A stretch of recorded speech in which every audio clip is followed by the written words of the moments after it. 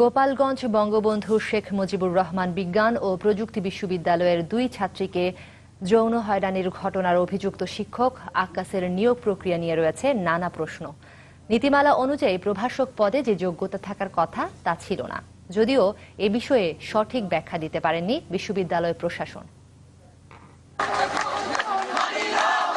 2 ছাত্রীকে যৌন হয়রানির অভিযোগে বেশ কয়েকদিন ধরে উত্তাল গোপালগঞ্জের বঙ্গবন্ধু শেখ মুজিবুর রহমান বিজ্ঞান ও প্রযুক্তি বিশ্ববিদ্যালয়। আন্দোলনের মধ্যেই অভিযোগ উঠেছে কম্পিউটার সায়েন্স অ্যান্ড ইঞ্জিনিয়ারিং বিভাগের অভিযুক্ত শিক্ষক আক্কাস আলীর নিয়োগ নিয়ে। শিক্ষক নিয়োগ বিধিতে সংশ্লিষ্ট বিষয়ে মাস্টার্স ডিগ্রি থাকার কথা থাকলেও আক্কাস আলী নিয়োগ পেয়েছেন শুধু অনার্স পাশেই। এছাড়া মাত্র 3 মাসের মাথায় পেয়েছেন সহকারী অধ্যাপক পদে পদোন্নতি। তবে অভিযোগ অস্বীকার করেছেন অভিযুক্ত শিক্ষক। প্রিভিয়াস অভিজ্ঞতায় বিশ্ববিদ্যালয়ের নিয়ম আছে কাউন্ট করার, এই জন্য সেইটা কাউন্ট করে আমাকে প্রমোশন দিয়েছে। আর যে অভিযোগগুলো এসেছে এগুলো সম্পূর্ণ মিথ্যা এবং আমাকে অপদস্থ করার জন্য একটা মহল, কুচক্রী মহল এটা করতেছে এবং ভুল বুঝানো হইতেছে স্টুডেন্টদের। এ ব্যাপারে প্রক্টরের বক্তব্য জানতে চাইলে তিনি দায় চাপান উপাচার্য ও রিজেন্ট বোর্ডের উপর। আর রেজিস্ট্রার জানান নিয়োগ বিধি মানা হয়েছে কিনা তা নিয়োগ বোর্ড জানে।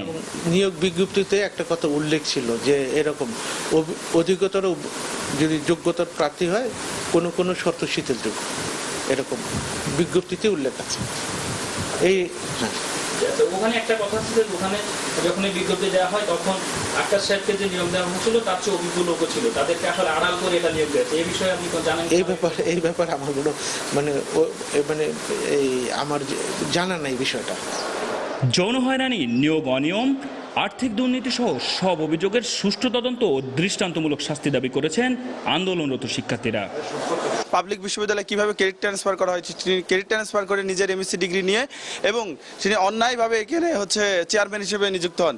তিনি এসে তার আন্ডারে এমএসসি কোর্স চালু করেন। তিনি নিজে শিক্ষক হন এমএসসি কোর্সের এবং নিজেই তিনি তার প্রথম ব্যাচের ছাত্র হন।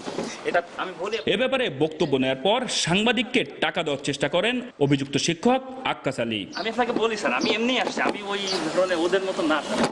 রাজীব আহমেদ রাজু, চ্যানেল 24, গোপালগঞ্জ।